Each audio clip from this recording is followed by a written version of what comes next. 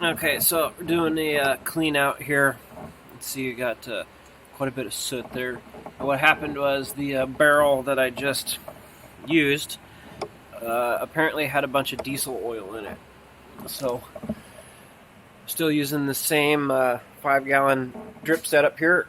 Brought my fan home from work. Wintertime, don't need it. So, one of these barrels had a bunch of diesel oil in it apparently, and I didn't put enough diesel in it to thin it out, and it ended up being really sooty. So here's what we got. This is the second prototype. Now, I tried to make a video on this a couple weeks ago when I changed this over. Here's the remnants of the last one, and what we got in there is a piece of stainless wire wire mesh, and problem is it just gets fucking clogged up. So my strategy was have this dog food bowl and that mesh kind of set up in there, and so the oil would drip on it, the mesh would get hot, and it would kind of act like a catalytic converter, kind of, where it just kind of burns, gets really hot and burns everything off. So this is what happens when you run probably 20 gallons of diesel oil.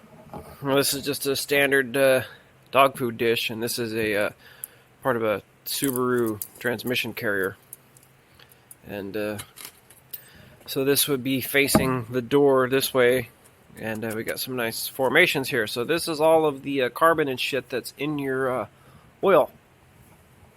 So let's take a minute here and just kind of poke around at this and see what we can get out of it. Figured this stuff will probably come off pretty easily here. I guess this is the effect of using free oil. You know, no good deed comes unpunished, right? So this is what I get for trying to save my firewood for the house. You see my cage here starting to come apart a little bit. It does get nice and hot. So the way this is set, I usually leave a little bit of a gap here so the air comes in through the door, kind of comes up and over and creates a mist, which kind of comes up here and hits on this back here. So most of the stuff that comes through gets incinerated, so it doesn't end up having a giant cloud of shit coming out of the chimney. So last time I did this, when I broke up the mash part and decided to try this thing was pretty clogged up. So I'm going to just dump this out real quick, try not to make a gigantic mess. It's inevitable in this case. So here we are. Geez, sweet. Oh, it actually... Oh, okay. So the last time I did this, I couldn't get the screwdriver through it, and I had to use chisel and a tiny hammer here and kind of break this crap up. Try and get this out of here. So we'll just kind of pick around here and see what we get. Now the higher that the ash gets, the less effective it. I won't say effective, but the less efficient it gets. It doesn't have enough room in there to kind of get hot and boil off.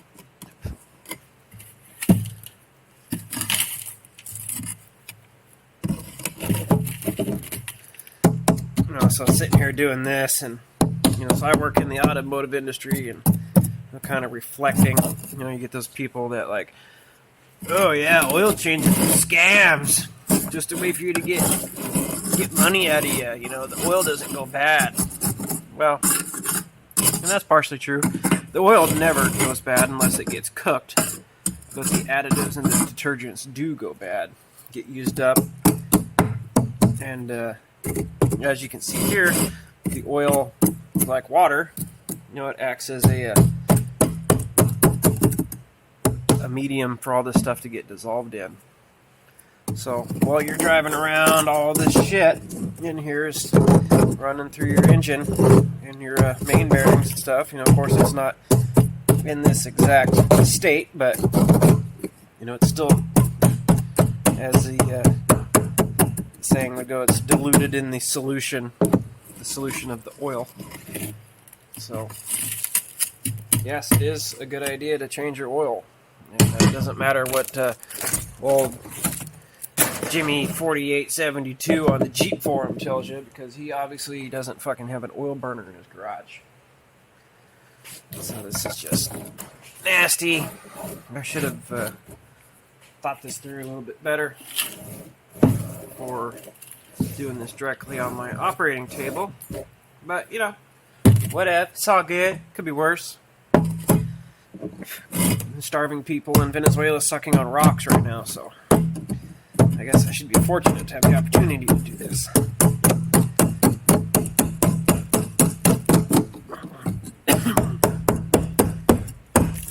It's just making a giant fucking mess. So one thing that does help is leaving a little bit of this in here, because as you get the oil going, it kind of absorbs in here a little bit and helps to retain some of that heat.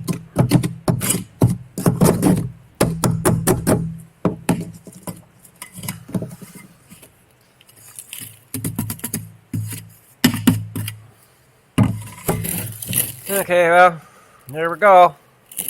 So, that's about as far as I'm going to go with this, because it's freaking cold out here. So what I'm going to do is walk this over to the stove and show how I get this set up.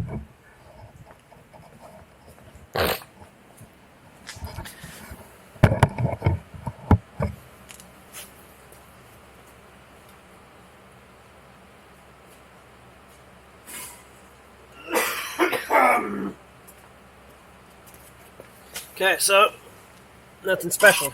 Here, I just stick this in there. Take my Subaru drum cage, stick it in there where there's a little bit of a gap there. What I like to do is come in here and clean off the dripper tip. Now, that's nothing special either, it's just a piece of hose, tubing. It's actually a hose, or it's a cooling line from a Subaru transmission. I don't work on Subarus. It's just that we work on a lot of Subarus at the dealership. Oh, what's that? The shop. Because Subaru transmissions are garbage.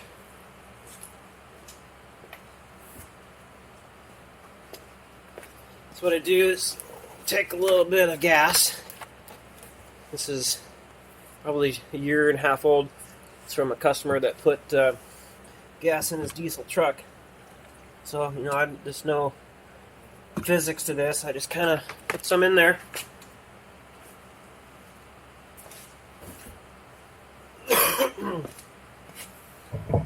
And then what I do is just turn the drip on. Turn the drip on. And let it kind of fill up a little bit in there so it mixes with that gas. I already got the fan. I usually leave the fan on so it kind of circulates air in here to keep everything dry. Keep old Project Z Jizzle over there dry. You know how those old Jeeps are. So the colder the oil is, the thicker it is. So it's about what I do. Get about that much in there and let it drip through. It looks like it might be clogged. No, it's coming out. I don't know if you can see. Probably not, but it's exactly what you'd expect. It's just dripping in there.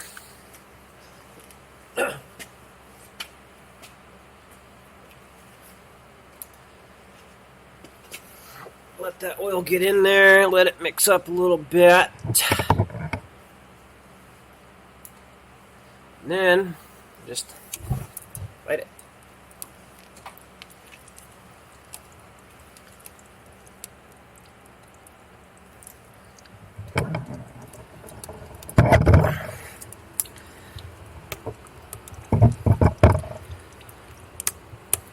Kind of hear it bubbling a little bit in there, it boils.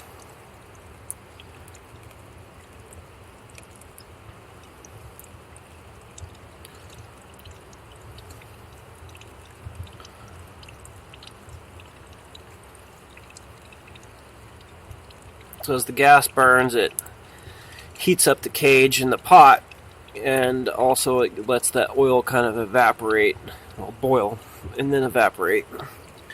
And then once the cage gets hot, I close the door down, and that gives it a draft, so the air comes through the hole in the door, goes up and over, gets picked up, and then I'm guessing that's how it works, but I can't see in there when the door's closed, so we'll hear it here in a second when I turn that door closed and get the draft going.